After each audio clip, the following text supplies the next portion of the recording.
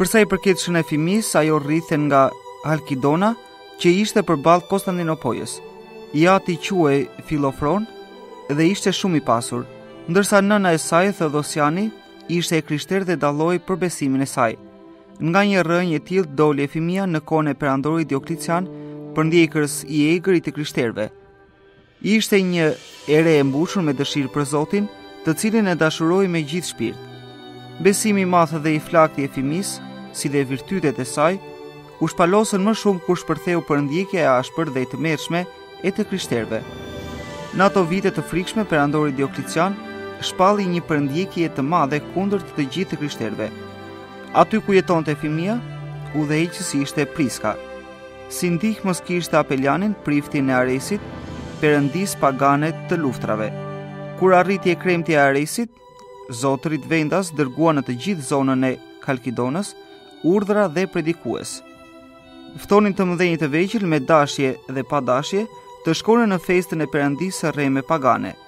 Ata që do të ishin kundër pushtetit idhujtar dhe nuk do të shkonin në tempull, do të provonin tortura të tmerrshme dhe vdekje tragjike.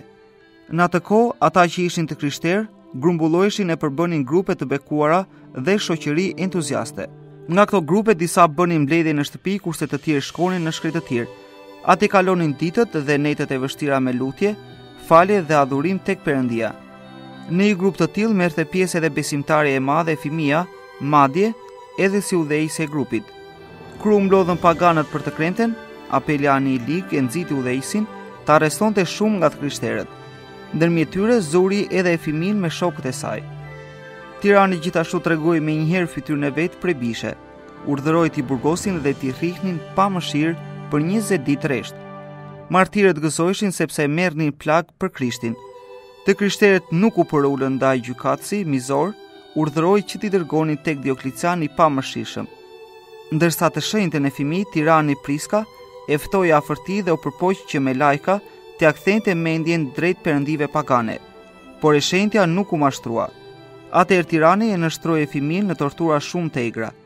Ai urdhëroi ta torturonin në rrotë që t'i aprishnin trupin, por trupi i Efimis mbeti i paprekur dhe i paplagosur. Atëherë Priska urdhëroi ta fusin në furrë të ndezur me flak që ngjinteshin lart, por edhe nga kjo torturë Efimia nuk vuajti, sepse pati pranë Perëndin. Flakët dogjën xhelatët e saj. Më pas tirani urdhëroi t'ia kruanin mishrat me gur me maja dhe hekura të mprehtë. Pasi edhe kjo torturë nuk e mposhti Efimin, ai urdhëroi të mposhtej me bishat. Kështu, ata lanë të vërshonin 4 luan dhe 3 arinj. Bishat u afruan dhe puthën me shumë respekt si të ishin njerëz këmbët e së shenjtës. Por ndodhi që një arush kafshoi trupin e së shenjtës. Kjo u bë shkak të shkonte martirja e Efimi tek dhëndri i dëshiruar Krisht. Ishte 16 shtatori vitit 303 pas Krishtit. Perëndia lavdëroi daljen e saj nga kjo botë sepse u dëgjua një zën nga qielli që thoshte: "Tani, ngjitu tek ai që fal kurorën, ti që luftove për rrugën e mirë dhe e përfundove atë me sukses. Shko të marrësh pagën dhe shpërblimin e mundimeve të tua." Njëkohësisht me zërin ndodhi një tërmet i madh që ndronditi gjithë qytetin. Të gjithë banorët u trembën dhe dolën jashtë. Atëherë prindrit e të shenjtës gjetën rast e morën trupin e çmuar e martirik të saj. Lipsanin e shenjtë e varrosën afër Kalkidonës. Ati qëndroi shumë vjet duke bërë mrekulli dhe shërime të pafundme dhe të shumta. Mrekullia më e rëndësishme që forcoi emrin ortodoksëve ishte vërtetimi i librit të sinodit. Në sinodin e katërt ekumenik në Kalkidon u dënua prifti e tij, si dhe të gjithë ata që vazhdonin të shikonin te Krishti një natyrë dhe një veprim dhe jo dy natyra, dy veprime, hyjnoren dhe njerëzoren të kombinuara me njëra tjetrën.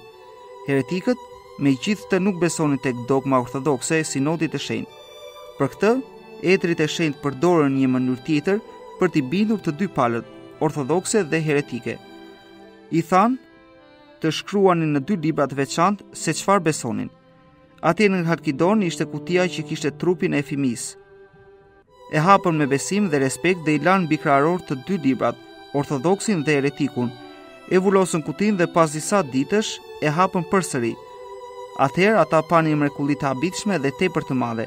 E gjetën librin e heretikëve të hedhur poshtë këmbëve të saj, ndërsa librin ortodoksve që kishte vendimin e sinodit të shenjtë e mbante shën Efimia në prerjen e saj.